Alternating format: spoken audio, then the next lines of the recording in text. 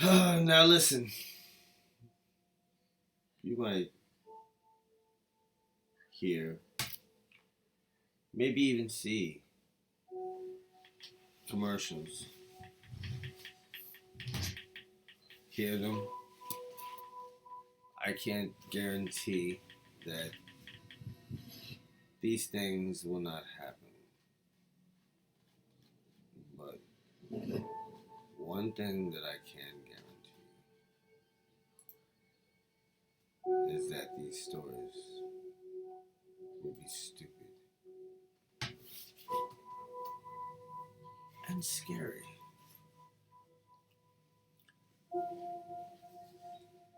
I guess I guess the only thing that I can discuss safely without fear of retribution from those that may or may not be listening is the story of, I'm scared to even mention the thing that most of us, we hold it dear. We splash it into our black coffee and make it into this light and sweet mixture of bitterness oversweetened with dairy to wash it down. Then, of course, there is the cereal, drowned in its white wetness. Splash, splash, splash. Delicious cereal, Captain Crunch, Cinnamon Toast Crunch.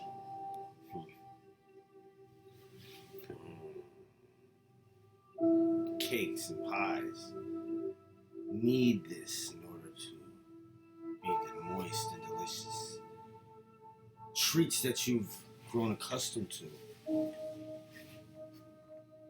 But did you know, at one time, the milk was an independent, proud race, a vehicle to send flakes of corn, rice, Krispies, snap, crackle, and pop down our throats with a wild captain of a pirate ship,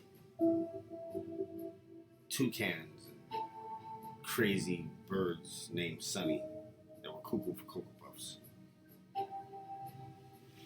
It was a crazy time. Leprechauns, with their charms, lucky that they were. They danced. They danced around, yes they did, with Blueberry and Frankenberry.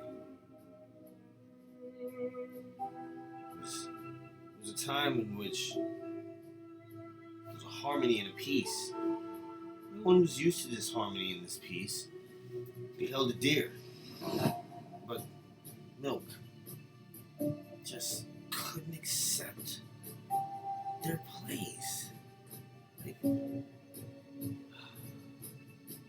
it's bad enough we're not supposed to be drinking your milk. We do it anyway. We succumb to your enzyme we have no counterpart for. 98% of us are probably lactose intolerant. Gas, bubbles, farts.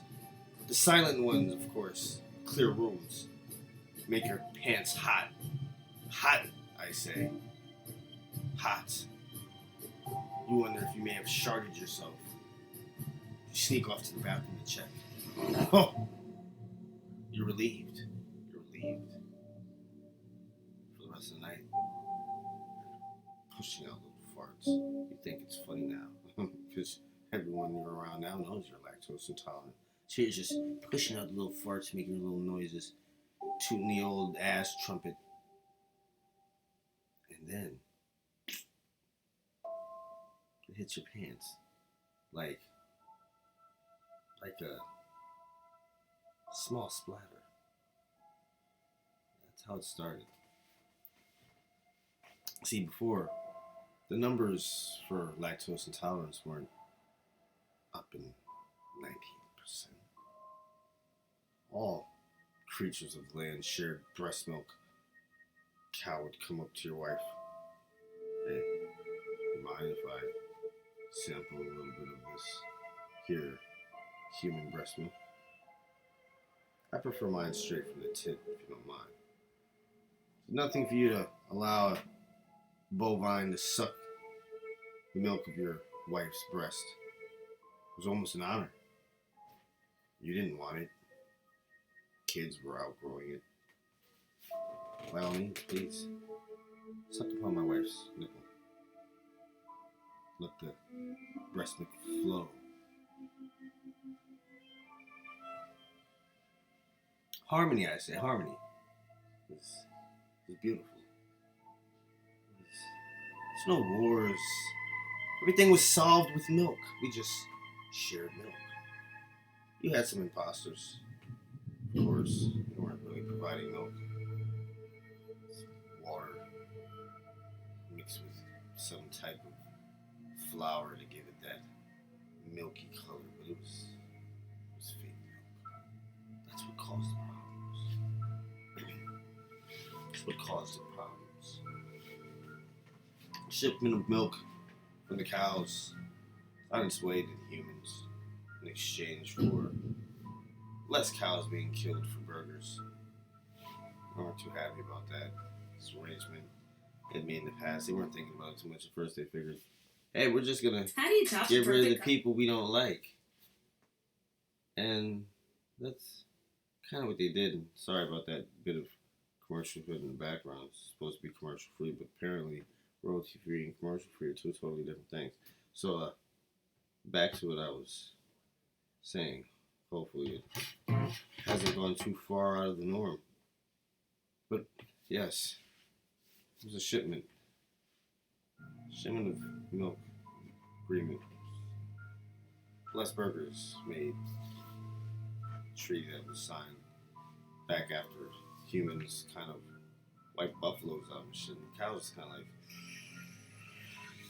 whatever they did, we're not gonna do. So I think the humans want to make burgers out of some of us.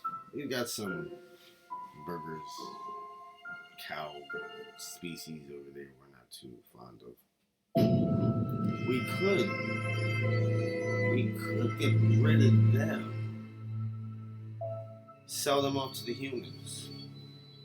It could be the burgers. We'll call them Angus. Angus beef. Give it a nice name. Oh no. For the other Angus beef, we'll have Black Angus. Black Angus. But let's not get sidetracked here.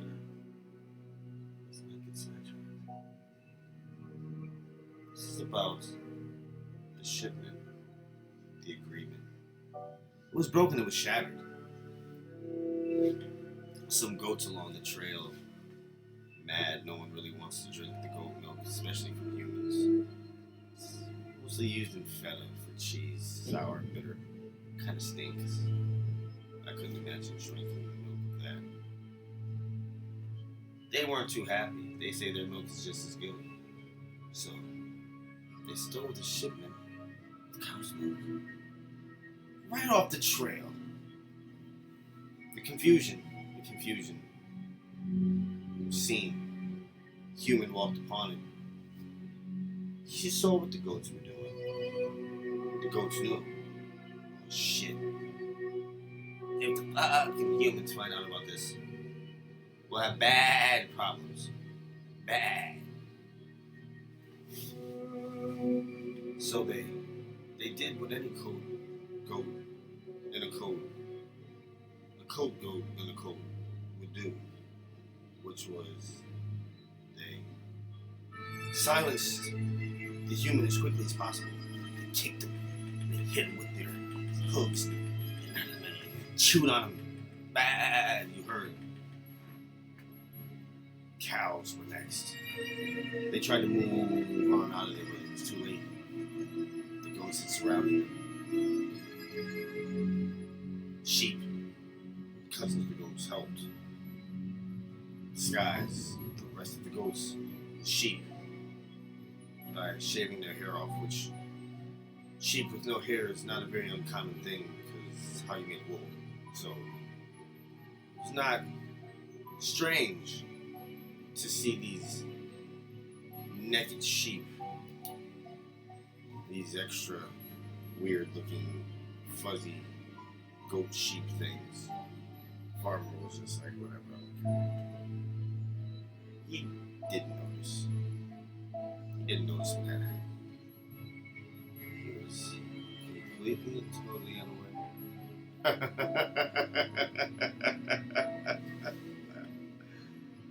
Until the shipment of milk arrived. At first, he noticed that the cows were a little small than the ones that usually deliver. They gave some excuse about the plague. The human said, whatever, I don't give two shits. Where's my milk? Some of these barrels back here. Good farmer, sir. We'll load them in the barn. Milk doesn't go in the barn. You cows are better than that. I take it next to the front. You must be worried that this plague that you speak of has made you extremely sick. It's the plague. Good farmer, sir. It's the plague. The milk is good. It was taken just yesterday morning before the plague came. So it's safe. And so are we, to a certain degree.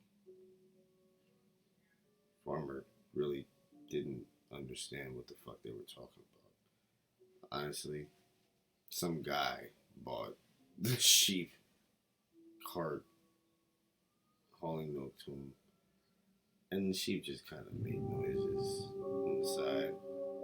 Nobody really paid too much attention to them because, like, how can you? They're sheep. We don't talk to sheep. At least, not in the same sense as other things. Talk to other things. But I digress. Let us get to the topic at hand, which is the milk, which the goats readily hurried into the hands of the good farmer, making sure that he didn't have a chance to inspect the less white color of the goat's milk, which was more of a thin, watery, sort of like skim milk color. Disappointing, to say the least. Well, needless to say, the next morning when he got out his cornflakes, the Post ones though, not the Kellogg's ones, you know, those off-brand cornflakes, never quite right. The flavor just is off. And they have that almost like extra plasticky crunch, as if for some strange reason they believe that being crunchier makes milk longer, sacrificing natural ingredients to give you something that if you ate dry would just chop up the roof of your mouth. Yes, but this is what he splashed this goat's milk on. He immediately noticed the difference. His extra abrasively harsh steel wool type cereal he ate immediately cut the roof of his mouth within 20 minutes of allowing it to sog. But because it wasn't true milk, it didn't sog properly. It wasn't the mush like oatmeal that he was used to. He was quite disappointed in this. He said maybe it's the first barrel. So he went through all 5, 6, 7 barrels, 8 barrels, 10 barrels! 10 barrels of fucking goat's milk. And he was not pleased to God, he was not pleased. I mean, I myself would have been an angry, angry man beyond measure. And so, the war for milk began. The humans, feeling betrayed by the cows, shorted on the milk that they should have gotten, angry about the assault. Cereal's just not good with fucking goat milk. Why would you trick us? We held up to our end of the bargain. We said we weren't going to chop and eat more of your meat, but you were supposed to provide us with the necessary fucking milk. The hell is this nonsense you bring forth to us? Farmer Jim has cut the roof of his mouth on this dry cereal. This is not acceptable.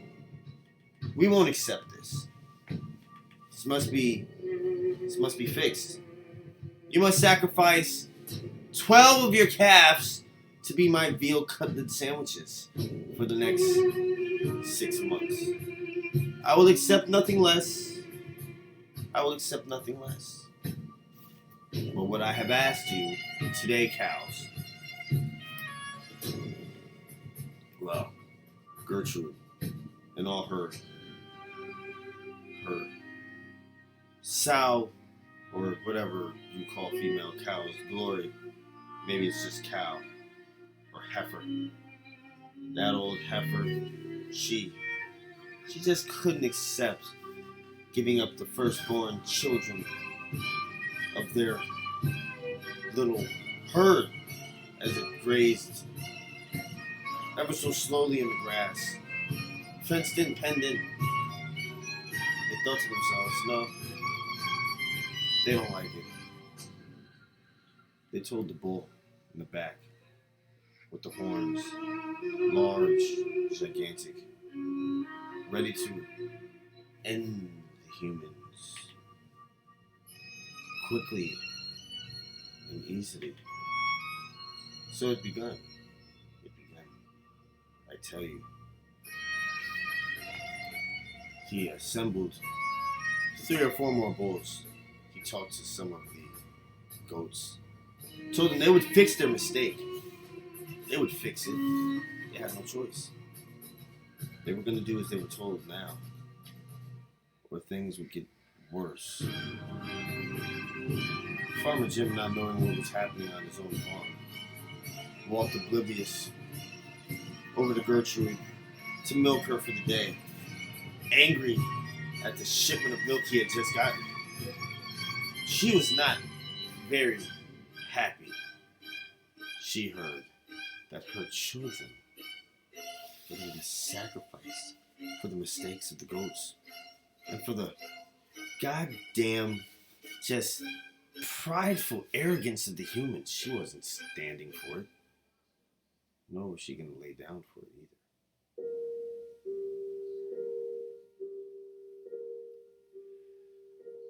At night, Farmer Jim tucked in his son Timmy, his daughter Beth, the twins, the triplets. He looked at the picture of his wife hanging on the wall, remembering the day she died.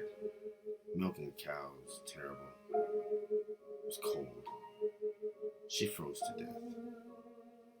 But he had to have his fucking post cornflakes. He was guilty. He was torn over this. He was torn. The pain of losing his wife. He held a small bit of resentment for the cow, Gertrude. Why? Why did his wife die? Why not the cow? Why didn't it freeze to death? He remembers waiting impatiently for his wife to return with a cup of milk. One he did not need, for he had at least a half a cup of milk. could have eaten the cereal with half a cup of milk. It was a blizzard outside. He was angry. Bring me my milk, woman! I don't care if you have to milk the cow in the storm. Freeze. See how I care if I don't have my full glass of milk. Now! Now! She reluctantly walked out. She knew. In her current state, she was too fragile. Too fragile to withstand the wind of the storm. The terrible, terrible, cold, deep, flesh-biting wind. But she wanted to please him. She felt that she hadn't in her life. So she left her shawl to prove that the cold wouldn't stop her. She went out there. Gertrude looked at her and said to herself, this human is an idiot. She's not getting anything out of me in this weather. It's fucking cold as shit. She's gonna fucking freeze to death. And she did. It was terrible. But he harbored a resentment for them. And they him. And it all boiled over that night when he decided to tell them that their firstborns, their children would be burgers. Veal cutlets, I said! No, they would not accept this. And they did not. With the twins, triplets, little Timmy and Beth sleeping peacefully, fire crackling in the fireplace. The farmer had forgotten to make sure that the fire was out properly. That would prove to be the most fatal error. Gertrude, she sauntered up to the house. Pushed open the door with her son.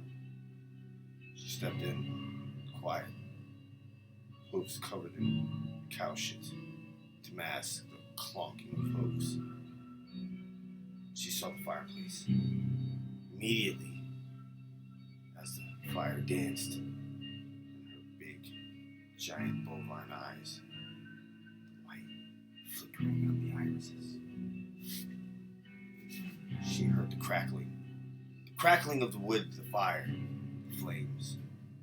Crackled nicely. Walked over. She kicked the gate from in front. The embers, they spilled onto the floor, the bare carpet. Immediately it was smoldering. The flames, they danced ever so lightly, as if drums were beating in the background. And they started to grow more, until they engulfed the wall surrounding the place of the fire. Gertrude looked, a maniacal look in her bovine eyes, her flat, grass-munching teeth, pushed together in an evil grin that only a cow could make. I've never seen. Because no one lived. But it can only be assumed, because Gertrude was found dead closest to the fireplace, that it was her that knocked the gate over, spilled the embers, which burned the farmer and all of his children to a crispy, well-done consistency that the cows then stuck into the house to enjoy. Crunch. Crunch, crunch. The arms of the children split in black, like ballpark hot dogs on buns. Terrible time. Terrible time. Terrible time.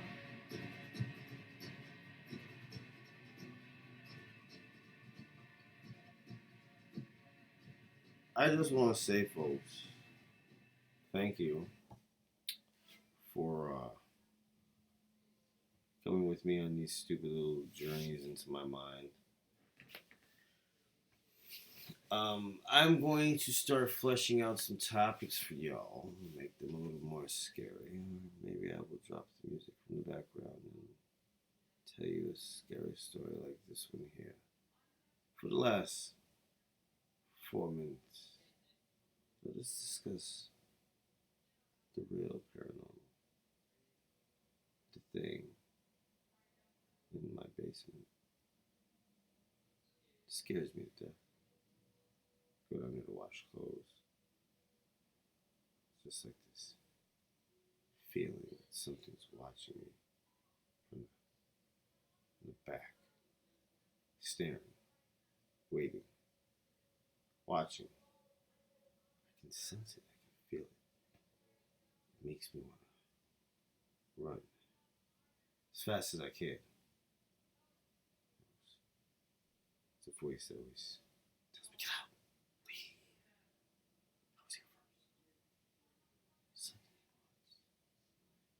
Maybe he doesn't. I remember one time I was going down into the basement. Just my own self, whatever this thing is in the basement, plays on your fears, your deepest, darkest, most terrifying fears. One of my biggest fears is not being able to walk. I was coming down the stairs. Must have been about 10 or 11. Short, skinny kid. And as I'm walking down the basement stairs, all of a sudden, both my feet are pulled forward from under me. And I land directly on my tailbone. That shit felt weird. It's like a funny bone for your ass and lower legs. Because immediately, everything from the tailbone down went numb. It wasn't that I couldn't move it. It just went numb.